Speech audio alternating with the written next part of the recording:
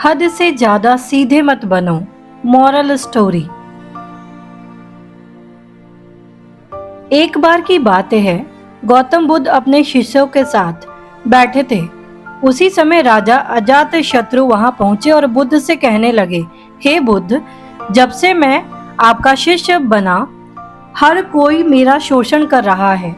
आपका शिष्य बनने से पहले सभी लोग मुझसे डरते थे, क्योंकि उस वक्त मैं बहुत कठोर था और मैं किसी को मौत की सजा देने से पहले एक बार भी नहीं सोचा करता था। मैं शांत हो गया हूँ और सभी को दया भावना से देखता हूँ, लेकिन कुछ लोग मेरे इस बदलाव का अनुचित लाभ उठा रहे हैं और इसने मेरे राज्य के लोगों को भी एक तरह के खतरे में डाल दिया है कि कोई भी व्यक्ति मुझसे डरता नहीं है। लेकिन आपका शिष्य बनने के बाद मेरा किसी को दंड देने का मन नहीं करता है और ना ही मुझे गुस्सा आता है। कृपया आप मुझे बताएं कि मुझे अब क्या करना चाहिए। राजा अजातशत्रु की यह बात सुनकर गौतम बुद्ध उन्हें एक कहानी सुनाते हैं और कहानी कुछ इस प्रकार है।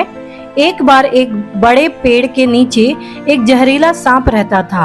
पेड़ एक गांव के पास में कोने में हुआ करता था। वहां अक्सर सुबह शाम लोग बैठक लगाते थे और खूब बातें करते थे। लेकिन जब से उस पेड़ के पास उस सांप को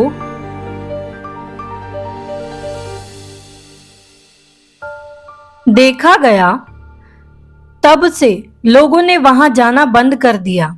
लेकिन कुछ लोग तो जानबूझकर वहां सांप को देखने आया करते और उसे छेड़ा करते। अब उस सांप को जब खतरा महसूस हुआ तो उसमें खुद के बचाव के लिए लोगों पर हमला करना शुरू कर दिया।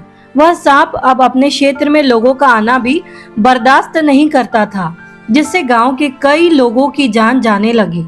इस तरह पेड़ के आसपास जब भी कोई हलचल होती तो सांप वहां आ जाता और हमला कर देता। सांप की दहशत अब पूरे गांव में हो गई है। अब लोगों ने बिल्कुल ही उस पेड़ के पास जाना बंद कर दिया है। अब कोई भी उस पेड़ के पास नहीं जाता है। एक दिन एक साधु उस गांव से गुजर रहे थे। तभी उस साधु की नजर उस विशाल से घने वृक्ष पर पड़ी, जिसके नीचे वो सांप रहा करता था। घने पेड़ को देख साधु के मन में विचार आया कि चलो वृक्ष की इस ठंडी छांव के नीचे बैठकर कुछ देर ध्यान लगाया जाए। उसी वक्त गांव के कुछ लोग अपनी गाय लेकर घर की ओर जा रहे थे। तभी उन लोगों की नजर जब उस साधु पर पड़ी, जो कि उसी पेड़ की तरफ ही जा रहा था। तभी लोगों ने उस साधु को सांप के बारे में सावधान करते हुए कहा कि आप उस पेड़ के पास मत जाना, वहां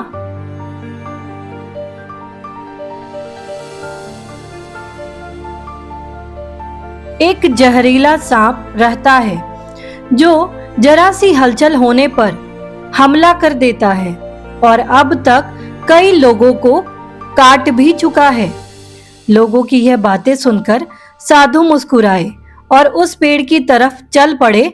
जगह को थोड़ा साफ करके जैसे ही साधु ध्यान करने के लिए बैठे, तभी सांप हलचल सुनकर साधु के सामने आ पहुंचता है और फुफकारने लगता है। फुफकार की आवाज सुन साधु की आंख खुलती है और वह सांप को देखने लगते हैं। वह सांप की आंखों में देखते हुए एक मंत्र बोलते हैं और मुंह से फूंक मारते हैं। तभी चमत्कारी रूप से वो सांप साधु से बात करने लगा। अब दोनों एक दूसरे की भाषा को समझ सकते थे। सांप साधु से कहता है, हे मनुष्य, क्या तुम मुझसे नहीं डरते? क्या तुम नहीं जानते यह मेरा क्षेत्र है और यहाँ आने की किसी की हिम्मत नहीं है? साधु ने करुणा से कहा, हाँ मित्र, इसमें डरने की क्या बात है? मैं किसी चीज से नहीं डरता, क्योंकि जब मैं जीने की लोभ ही नहीं रखता तो मृत्यु से क्या डर? सांप साधु की ये बातें सुनकर चौंक गया, क्योंकि सांप की इससे पहले ऐसे लोगों से मुलाकात हुई थी जो उसको मारना चाहते थे या उसके डर से भाग जाते थे, लेकिन वह ऐसे व्यक्ति से कभी नहीं मिला था जो उससे नहीं डरता। सांप साधु से इतना प्रभावित हुआ कि वह साधु के चरणों में पड़ गया और बोला, हे प्रभु, आप बिल्कुल सही कह रहे हैं। आज तक मैंने जो कुछ भी किया है अपनी जान बचाने के लिए किया है। अपने क्रोध के चलते ना जाने कितने निर्दोषों की जान भी ले ली है। इसके बाद साधु सांप बहुत सी बातें समझाकर वहां से चला गया। साधु की बात से प्रभावित होकर सांप ने निश्चित किया कि वो आज से वह किसी को भी वहां नहीं काटेगा। वह अपने क्रोधी स्वभाव को त्याग देता है, दूसरों को काटना बंद कर देता है, लेकिन इसका नतीजा उल्टा निकलता है।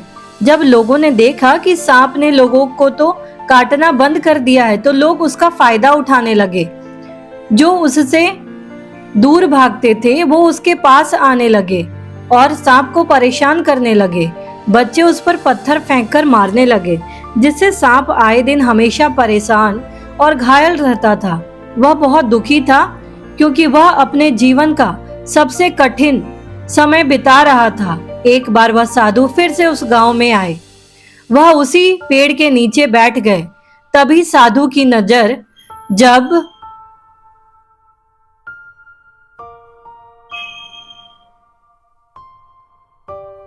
दयनीय हालत में पड़े उस सांप पर पड़ी, तो साधु ने उस सांप से पूछा कि मित्र, तुम्हारी ये हालत कैसे हो गई? तुम इतने घायल और इतनी दयनीय स्थिति में कैसे आ गए? सांप ने कहा, जब से आपने मुझे अपने हिंसक स्वभाव को छोड़ने के लिए कहा है, तब से मैंने निश्चय किया कि अब मैं किसी पर हमला नहीं करूंगा। मैंने क्रोध करना छोड़ दिया और शांति को अपना लिया, जिसका नतीजा ये हुआ कि लोग मुझे परेशान करने लगे, दुर्व्यवहार करने लगे। कोई पत्थर से मारता है तो कोई डंडे से पीटकर चला जाता है। ऐसी हालत आज कर दी है।